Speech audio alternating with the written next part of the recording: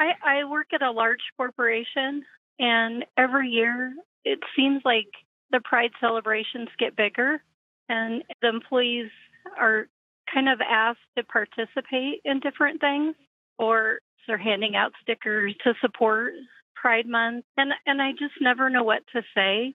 So most of the time, I just tell them I don't want the sticker, or no thank you, and I'm polite, but they look offended, and it's not that I have anything against them personally. It's just that it's not something that I want to promote or support.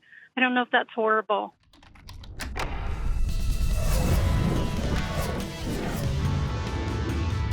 Is that horrible, Father? I certainly don't think it's horrible. I mean, I think there's lots of people that can sympathize with that experience and where you find yourself. It's important for us to give witness to what we believe. It's also important for us, as St. Paul would say, to say the things that people need to hear, the things that will help them.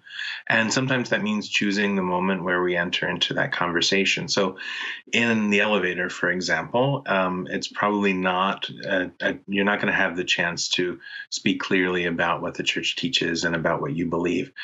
So in that kind of a setting, you're going to speak a lot more, give a much better witness by being charitable and polite and kind and cheerful. Which sounds like what Diana's doing. Yeah, exactly. Yeah, and right. so, that means that people can't say, oh, those Catholics, they just hate everybody because of their narrow ideas. So, you can politely decline, or maybe even just say thank you and put it in your pocket and, don't worry about it. We have to give witness, but we don't have to seek martyrdom, right?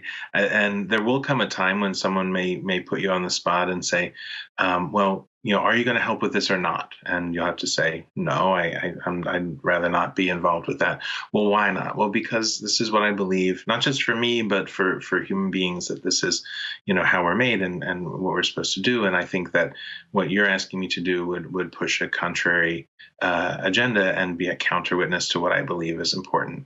And then there may be consequences, right? But I think, we wait for those moments where we can have that serious conversation. And when there isn't an opportunity for a serious conversation, just stay cheerful and charitable, and do it. I think what you're doing is handling it the right way. Okay, Diana? Thank you. Thank you very, very much. Thanks for what you guys do. Oh, thank you. You too. Thanks for what you do. I appreciate it, Diana. That's very kind of you.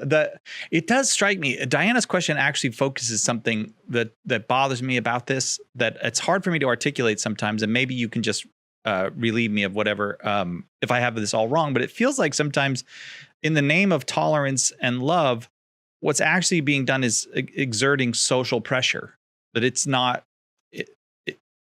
Am I right or am I wrong about that? Oh yeah, no, I think we've gone far beyond tolerance, right?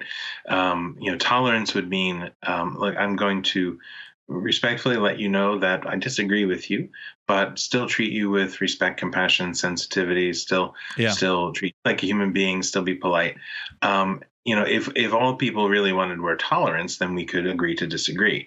But I think we've gone well beyond that in terms of political and social pressure, where people really want you to say that you're on their side or that you agree with them. And if you don't, then they'll accuse you of all sorts of nasty things, like being a bigot or being unreasonable or being hateful, even when your behavior and the way that you're talking to them and treating them certainly would belie that reality.